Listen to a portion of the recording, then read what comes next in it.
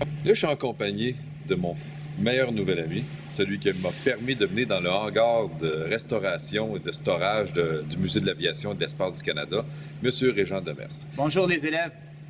Et en arrière, on a son bébé, son projet de restauration actuel qui est le seul exemplaire en existence Du Canadair North Star.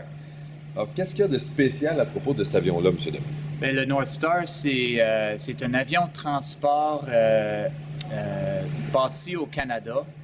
C'était un avion de transport qui a formé, on peut dire, la fondation du transport aérien mondial du Canada, du côté militaire et civil. Alors, avec ces avions-là, on pouvait traverser finalement les grands espaces d'un bord à l'autre du Canada dans un vol complet ou d'un bord à l'autre d'un océan en quelques vols, sauter de pistes d'atterrissage pour se ravitailler, se rendre en Corée du Sud ou en Afrique. Alors, c'était un avion très important pour le transport militaire et civil.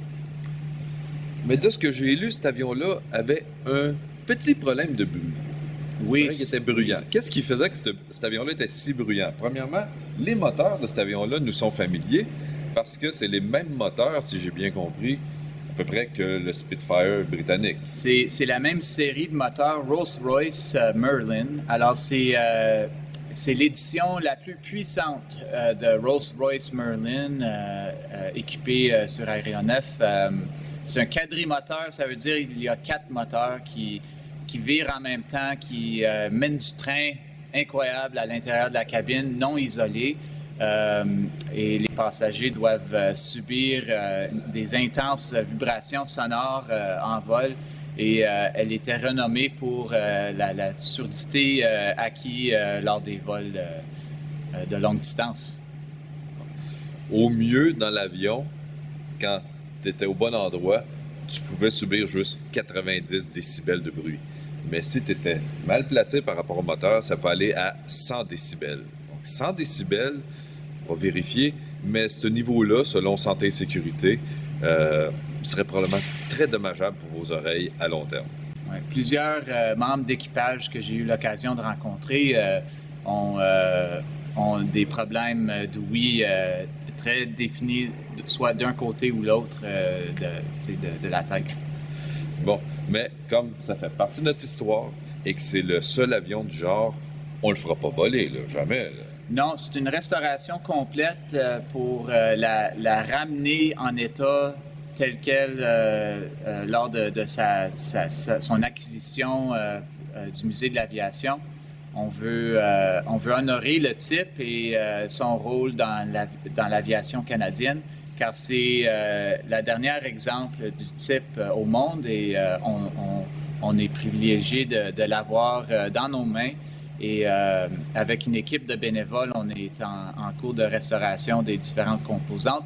On est déjà rendu au 4e moteur restauré et à peu près 15% de l'avion restauré.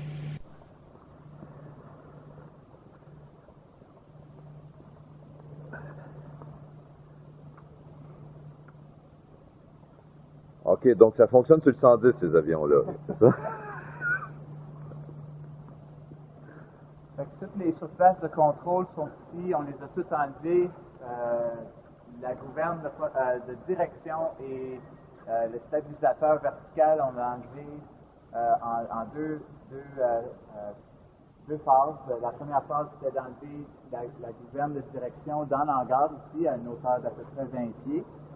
Et le stabilisateur vertical, c'est à l'extérieur de l'hangar avec une grue.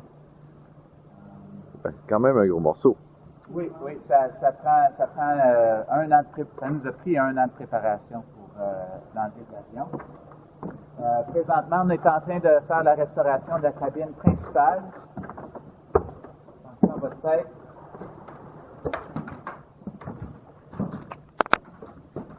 Alors ici, on travaille sur la structure de l'avion pour remplacer des morceaux corrodés au cours des années d'entreposage à l'extérieur. Alors On a accompli plusieurs différentes réparations structurelles où la tôle elle a cédé à cause de l'humidité. On est en train de remplacer les panneaux de bois qui recouvrent l'intérieur. Alors, la cabine avant a été complètement restaurée. Attention à votre... Ouais.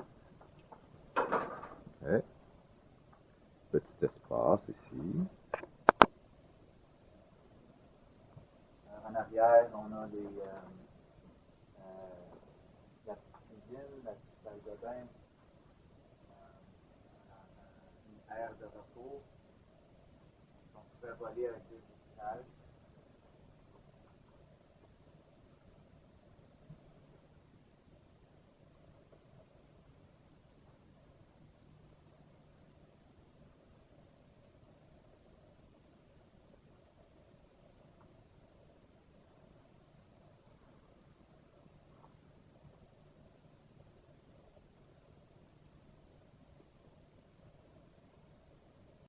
Ici, on a le poste de communication. Ouais. À gauche, c'est le poste de capitaine. À droite, c'est le poste de copilote. C'est quoi l'espèce de vitre orange qu'on voit en avant? Un radar. OK, c'est celle-là? Ouais. Radar. C'est un des OK, puis le petit oiseau, il est d'origine ou... Ça, c'est un oiseau symbolique des oiseaux qui habitaient dans l'avion auparavant, quand l'avion était entreposé. Ah oui? Vous aviez des locataires, des squatteurs. Oui, oui. Alors ici, c'est le poste du navigateur.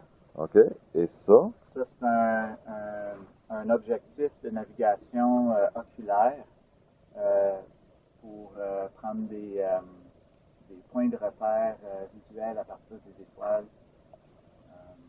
C'est un outil de navigation. Il y en a 2 dans l'avion. OK. Un qui vise vers l'extérieur par en bas et un autre qui peut sortir vers l'autre.